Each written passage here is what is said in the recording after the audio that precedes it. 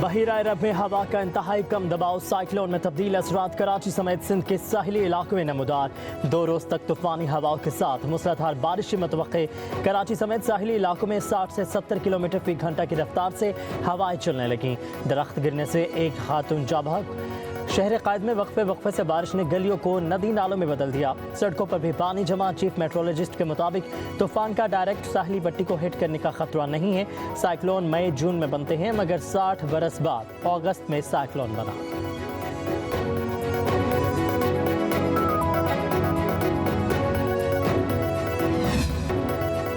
मूसलाधार बारिशों ने खैबर पख्तूनख्वा और बलोचिस्तान में तबाही मचा दी। दीरबाला में मिट्टी का तोदा मकान पर गिरने से 12 अफराद जिंदगी की बाजी हार गए। जाँ बहक होने वालों में 2 ख्वातीन और 9 बच्चे शामिल। अपर चतराल में सैलाबी पानी गांव में दाखिल। 20 घर सफाई हस्ती से मिट गए। बारिशों ने हरीपुर की 3 तहसीलों का हुलिया बिगाड़ दिया। 2 मकान मनहदम, मुतादिद मवेशी हलाक। मर्दान और करक के नदी नालों में तुखयानी। बलोचिस्तान के मुख्तलिफ हिस्सों में मूसलाधार बारिशें। 10 अजला को आफत ज़दा करार दे दिया गया। मुतासरा इलाकों में क़िल्लात, ज़ियारत, सोहबतपुर, लसबेला, आवरान और खच्ची शामिल हैं। जाफराबाद, ओस्ता मोहम्मद, लौरालई और चागी भी आफत ज़दा अजला में शामिल। बुलान में पिंजरा पुल मुकाम पर सैलाबी रैला गुजरने से बलोचिस्तान को सिंध से मिलाने वाली कौमी शाहरा बंद हो गई। खुशदार में M8 शाहरा पहाड़ की कटाई से सैलाबी रैले में बह गया। मच नदी में सैलाबी रैला सुई गैस की 12 इंच कतर पाइपलाइन को बहा ले गया। संजावी के 2 दूर दराज पहाड़ी इलाकों से सैलाबी रैले से राबता सड़कें बह गए। बलोचिस्तान के सैलाबी रैलों ने सिंध का रुख कर लिया। कंबर शहरात कोट में सैलाब का खतरा बढ़ गया। मौला नदी से 95,000 क्यूसिक, भाग नाड़ी नदी का 80,000 क्यूसिक पानी FP बंद से टकराएगा। मीरपुर खास के मकीन बारिशी पानी में महसूर। नौशहर फेरोज, सेहवन शरीफ, दादू और ठल की सूरत हाल भी अबतर। कश्मीर में घर की छत गिरने से एक शख्स जा बहक। हैदराबाद में 3 रोज से बारिशों का सिलसिला वक्फे से जारी। रेलवे स्टेशन के नवाही हिस्से पानी में डूब गए। जामशोर में बारिशों के बायस 24 घंटों के दौरान छतें गिरने और करंट लगने के मुख्तलिफ वाक़यात में 6 अफराद जा बहक, 15 जख्मी हो गए। दादू में 2 नौजवान दरियाई नई गाज में डूब गए। खैरपुर में सरकारी स्कूल की छत गिर गई, 10 तालिब इल्म जख्मी।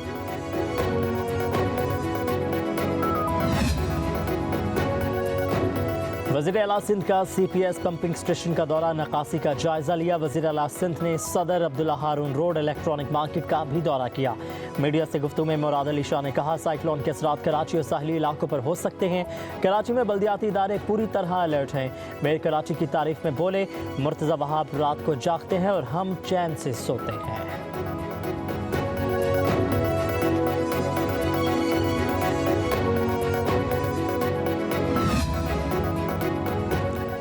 पंजाब के मुख्तलिफ इलाकों में मानसून का तगड़ा स्पेल जारी। मुल्तान और चिन्योट में 2 अफराद छत गिरने से जा बहक, 4 जख्मी हो गए। फैसलाबाद के नवाही गांव में घर की छत गिरने से बहन भाई जा बहक। दीना में रेलवे ट्रैक बैठ गया। लाहौर से रावलपिंडी जाने वाली ट्रेन को रोक दिया गया। डोमेली के इलाके में मिनी डैम का बंद टूट गया। तहसील सोहावा के देहात का राबता मुनक़ता, एक पुल भी पानी में बह गया। जहले में बारिश का पानी घरों, दुकानों, मसाजिद और सरकारी दफातर में दाखिल। कई घरों की दीवारें गिर गईं। जहलम पिंडाद खान रोड दलदल में तब्दील।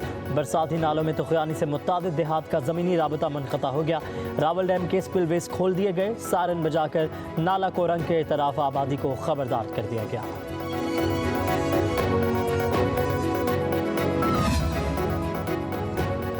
कराची में बिजली की तवील बंदिश पर शहरियों का पारा हाई। पीपल्स कॉलोनी के करीब एहतजाज। मरकजी शाहरा को ट्रैफिक के लिए बंद कर दिया गया। नॉर्थ नाज़िमा शाह, अब्दुल्ला अजीज़ कॉलोनी, पीपल्स कॉलोनी, गुलशन वसीम समेत कई इलाकों में गैर एलानिया लोड शेडिंग कई रोज से जारी है। मुजाहिरीन ने पानी से भरा ट्रक रोक कर सारा पानी ज़ाया कर दिया।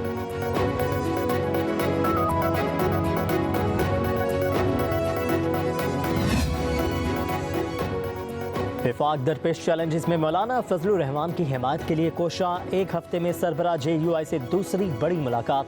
सदर आसिफ अली जरदारी के बाद वज़ीर आज़म शहबाज शरीफ की भी मौलाना फजलुर रहमान की रिहाइश का आमद। गर्म जोशी से मिले, एक दूसरे के लिए नेक तमन्नाओं का इजहार किया। ज़राए के मुताबिक वज़ीर आज़म की सरबराह JUI को हुकूमत में शामिल होने और साथ चलने की पेशकश। मौलाना फजलुर रहमान ने मुआज़रत कर ली। कहा, हम तो वहीं खड़े हैं जहाँ पहले थे, आपने ही रास्ता बदल लिया है।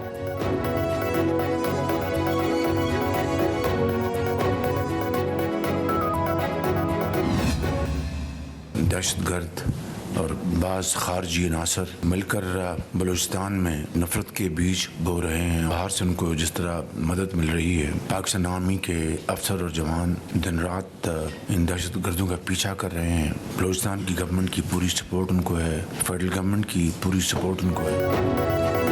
दुश्मनाने पाकिस्तान को मकाम इबरत बनाएंगे, दहशत गर्दों को बैरून मुल्क से मदद मिल रही है। वज़ीर आज़म शहबाज शरीफ ने दहशत गर्दों से किसी भी किस्म की बातचीत का इम्कान मुस्तरद कर दिया। वज़ीर आज़म का काबीना इजलास से खिताब, कहा कि बलूचिस्तान में नफरत के बीज बोने वालों को कोई जगह नहीं मिलेगी। कोयटा के दौरे में अमन व अमान की सूरत हाल का जायजा लिया। बलूचिस्तान में जो कुछ हुआ वो दहशत गर्दी की इंतहा थी, जिसकी जितनी मजम्मत की जाए वो कम है। दहशत गर्द और खारजी अनासर मिलकर नफरत फैला रहे हैं। वज़ीर आज़म ने कहा कि पाक फौज के अफसर और जवान दिन रात दहशत गर्दों का पीछा कर रहे हैं। इन्हें वफाक व सूबाई गवर्नमेंट की पूरी सपोर्ट है। 26 तारीख को ऐसा माहौल पैदा किया गया जैसे बलूचिस्तान में अलहदगी की तहरीक चल रही है। नौजवानों को मुख्तलिफ बयानियों के जरिए भटकाया जा रहा है।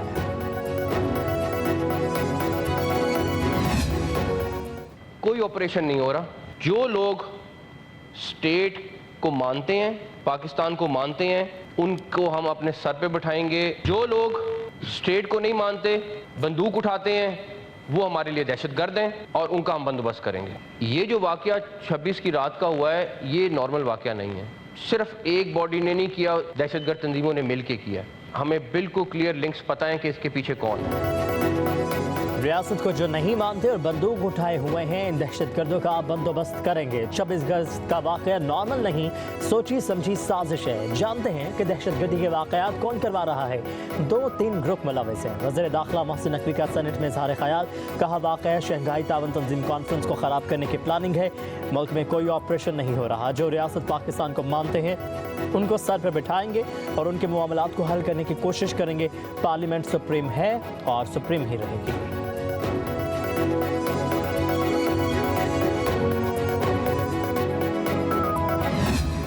हम कंडेम करते हैं दहशतगर्दी को, इसमें कोई दूसरी राय है ही नहीं। जो बंदूक उठाते हैं बिल्कुल हम मानते हैं, जो लोग पाकिस्तान को नहीं मानते वो भी ठीक है, लेकिन इसका फैसला कौन करेगा?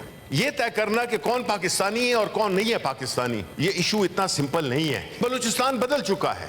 वहां के जो एक्चुअल स्टेक होल्डर्स हैं उनको ऑन बोर्ड लाएं। इस इशू को आपको पॉलिटिकली करना होगा, तब ये मसाइल हल होंगे। हमने इतने पैसे दे दिए, उधर ये हो जाएगा, ये SHO की मार है, ये फलाने की मार है, ये बिल्कुल ऐसे है जैसे आप सूरज को अपने हाथ से रोकने की कोशिश कर रहे हो। हमें पता है कि क्यों गिल्टी फील कर रहे हैं। फॉर्म 47 वाले बैठे हुए हैं। दहशतगर्दी का मामला इतना सादा नहीं है। बलूचिस्तान के असल स्टेक होल्डर से बातचीत होनी चाहिए। सेनेट में कायदे हिज़्ब इख्तिलाफ शिबली फराज का इजहार ख्याल, कहा कि दहशतगर्दी की भरपूर मजम्मत करते हैं। बलूचिस्तान के मसाइल को सियासी तौर पर हल करना होगा। कार्रवाइयों में मुलविस लोगों की दुरुस्त निशानदेही होनी चाहिए। हर वाक़े को संजीदगी से लेना चाहिए।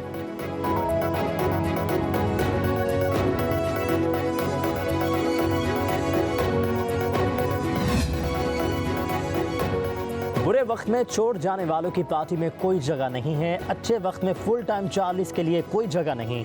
सबको मालूम है कि बुरे वक्त में कौन कौन छोड़ गया, कौन कौन तशद्दुद और ब्लैकमेल का शिकार हुआ।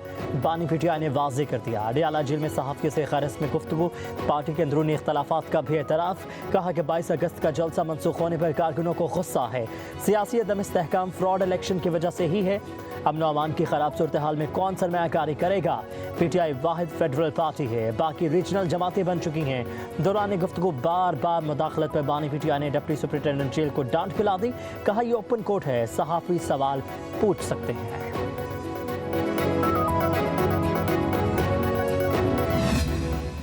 जिन हालात में हमें मेहमान रखा गया उसके मुकाबले में इनके बानी चेयरमैन को 5 स्टार होटल की सहूलियात हासिल है जेल के अंदर। वही सेल है कि जिसमें खान साहब ने मुझे मेहमान रखा था, उसके अंदर वो खुद अब मेहमान है। क्या किसी ने शहबाज शरीफ या नवाज शरीफ, मरियम नवाज, हमजा शहबाज, शाहिद खाकान मेरी चीखें सुनी थी? इनकी रोज चीखें निकलती हैं, हाय मेरा वो निकल गया, हवा निकल गई, ऑक्सीजन खत्म हो गई। लीडर ऑफ ऑपोजिशन साहब आपकी बात अमल से सुनी है, अब आप जवाब सुनने, हाँ तो फिर चुप करके बैठ के सुने। जो कब्र इन्होंने खुद खोदी थी दूसरों के लिए, आज उसके अंदर गिरे हुए हैं। बानी पीटीआई अपनी बेगुनाही अदालतों में साबित करें, इन्हें एनआरओ नहीं मिलेगा। एहसन इकबाल का कौमी असम्बली में इजहार ख्याल, कहा कि रसीदें मांगने वालों से रसीदें मांगी तो चीखें निकल रही हैं। बानी पीटीआई को जेल में 5 स्टार सहूलतें मुयस्सर हैं, जो कब्र दूसरों के लिए खोदी उसमें आज खुद गिर रहे हैं। बताएं कि 190 मिलियन पाउंड का गबन किसने किया, किसके कहने पर तोहफे बेचे।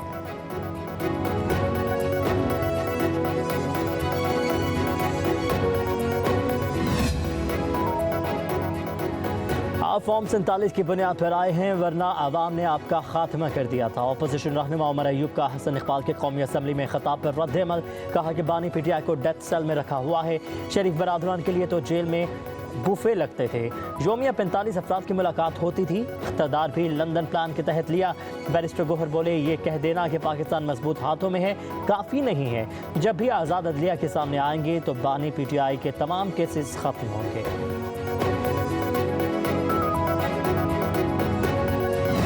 सड़क पे निकलो, हर कोई निकले और निकला कोई भी नहीं, और पूरे का पूरा इनकलाब वहां का वहीं। फिर हर जलसे की तारीख को कैंसिल करके फिर एक और जलसे की तारीख दे दी जाती। ये इनकलाब नहीं, ये पार्टी इक्तदार चाहती है, और ये इनकलाबी पार्टी इक्तदार भी किसी के कंधों पर बैठकर चाहती है।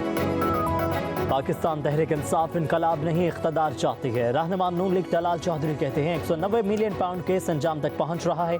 खैबर पख्तूनख्वा के वज़रा अपने हिस्से के लिए दस्तों के रिवा हैं। पीटीआई के अंदर कब्जे की लड़ाई चल रही है, किसी के कंधों पर इक़्तिदार में आना चाहते हैं। फैज़ हमीद के मशवरों पर फैसले करते रहे हैं, ये सिर्फ साजिश ही कर सकते हैं।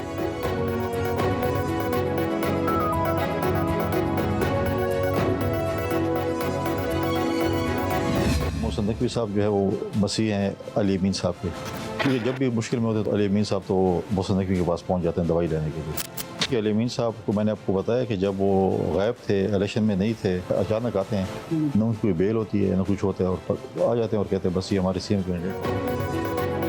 गवर्नर खैबर पख्तूनख्वा फैसल करीम कुंडी ने वज़ीर दाखिला मोहसिन नकवी को अली अमीन गंडापुर का मसीहा करार दे दिया। कहते हैं अली अमीन गंडापुर जब भी मुश्किल में होते हैं तो मोहसिन नकवी के पास दवाई लेने पहुंच जाते हैं। अली अमीन इलेक्शन में गायब थे, अचानक आते हैं और सीएम के उम्मीदवार बन जाते हैं। गवर्नर KPK की पब्लिक न्यूज़ से गुफ्तगू, कहा कि अगर वो समझते हैं कि मैं आऊँगा जेल से अपने लीडर को छुड़वा कर ले जाऊँगा या इंतशार करूँगा तो कई 8 सितंबर गुजर जाएंगे, लेकिन जलसा नहीं कर सकेंगे। कहा कि IPPs मुल्क में बहुत बड़ा माफिया है, यूटिलिटी स्टोर्स बंद करने से गरीब आदमी मुतासिर होगा।